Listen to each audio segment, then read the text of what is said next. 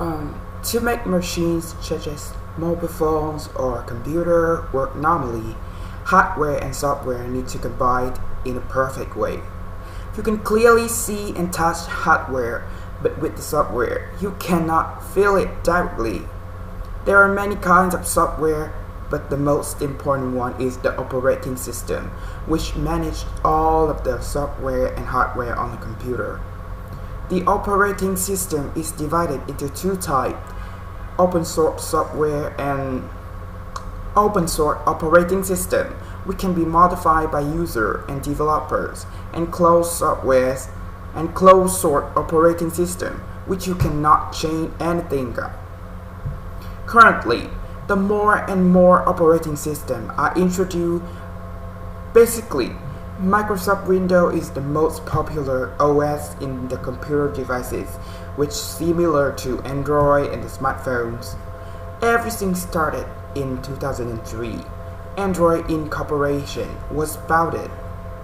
2 years after, it was bought by Google, and they decided to use Linux as the basis for the Android OS.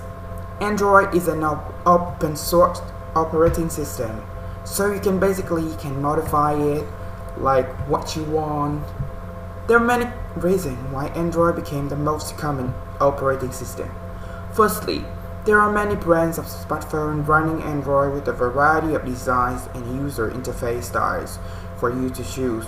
Secondly, being an open source operating system makes it easy to custom, so users will not be bored with the same icon, say wallpaper.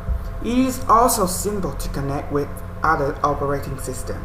In fact, you can easily connect an Android device to a computer running Windows, which is more complicated on iOS. With many advantages, Android also has some drawbacks because of being an open source operating system.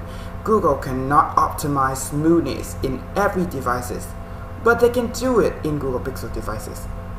Overall, I am really into Android because I am the kind of person who enjoys experiencing.